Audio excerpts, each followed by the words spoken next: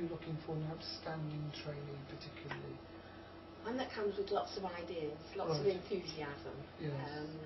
When you've been teaching as long as I have, sometimes ideas run out, and it's nice to have someone who'll come in and think, and without too much input from me, says, I would like to do this, this and this, or I would like to follow this line, and to come with me and say, what do you think, and for us to refine it together. And that's what's been so nice about Kimberly.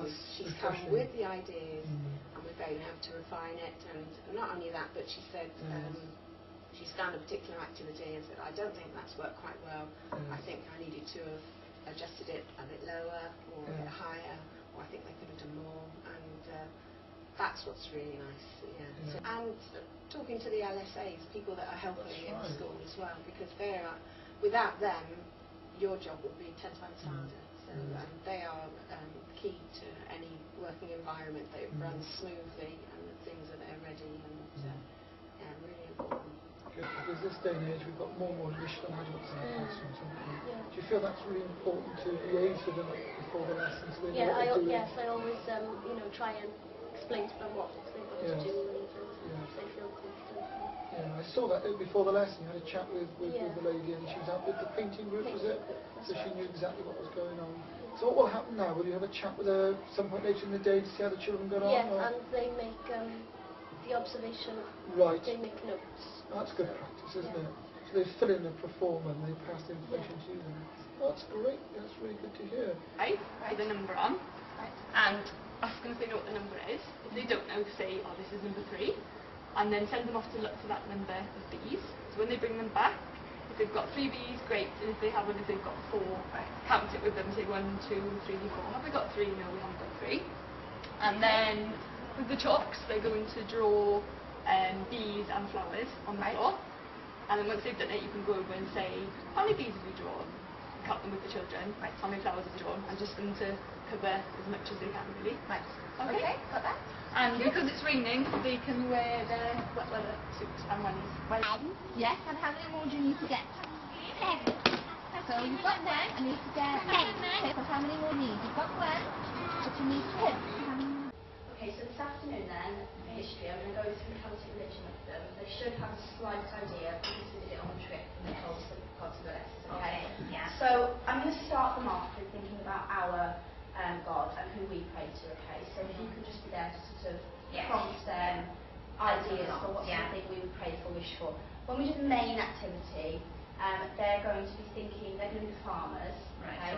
So you're going to think, as a Celtic farmer, what would they want, what would they wish for, what would they pray for? If you're just there then, I've done a few questions for you, and any that you think of, just to get them, to prompt them to think up their own answers, and obviously, if need be, strive for them, and just keep on task, in case they wander off. Thank you. But you want Camelus. Well done, Rebecca. And what was it that you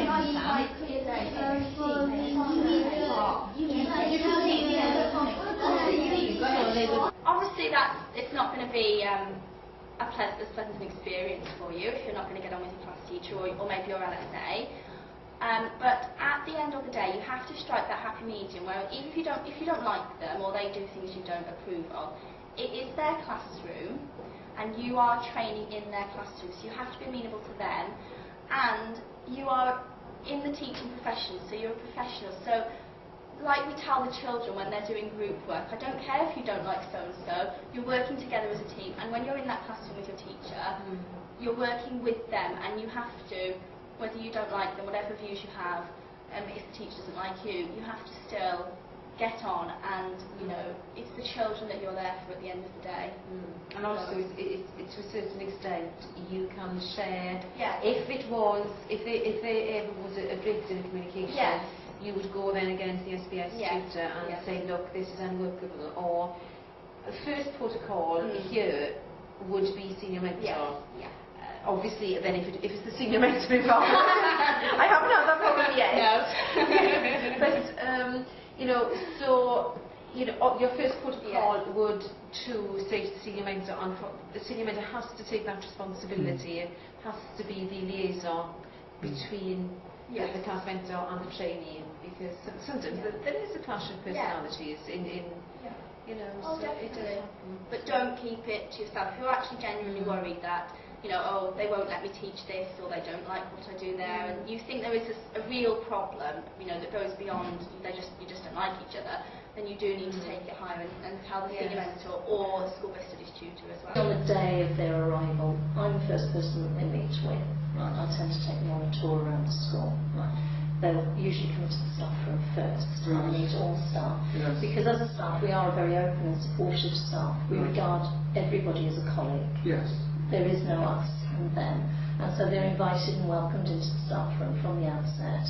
And I think that sets a good sort of tone for the student, because all staff will offer their support there and then. You know, if there's anything you need, please come and ask. And so straight away a student feels, hopefully they feel that they're part of the team that they're then going to be working in. Then I'll actually take them physically around the school and introduce them to staff actually in the classrooms, because a mass of faces in one room means nothing until you see them actually in context. The last person then, or class that they meet, will be their class teacher. Right. You know, because obviously that's going to be the person that they're going to spend most of the time with. They will have given to them a prospectus, so that they've got that information to be able to fill in their file. This is in their planning sort of week. In that planning week then, once they've been introduced to their class teacher takes them into the class and introduces them to the children. And basically the ball starts rolling very quickly from then. What about the other important issue, of course, in a successful practice is the relationship between you and the mentor. Could you tell us why that was such a successful partnership then? If we're talking about partnership here between you and the mentor, what was it that made you feel so much at home? The most important thing that she did for me, which made me feel very welcome and very much a part of the school, was that she basically just let me have her classroom, and she said, "This is now your classroom. You know, I've cleared my desk. You can have the desk to put all your things. You take registration and you take it as though it's your class." So that was quite important for me. So she didn't sort of refer to you, this is the student, or no. You felt that you were equal partners working professionally together. Definitely. I mean, if not, she sort of put me on a bit of a pedestal, really, in terms of making me feel important to the children, which was really good. So you felt that gave your self-esteem a bit of a boost, I would have thought, isn't it? What about then the kind of feedback? Why was that successful? I think you mentioned that before to me. Yeah, she was. I mean, we used to look at planning each week, and we discussed what I was going to do for the following week. And obviously I got feedback in that session as well with her every week. But I'd also get feedback from her when she felt like giving it to me, which was really nice. You know, I'd do a lesson that wasn't particularly being looked at, but she'd still be happy to give me feedback.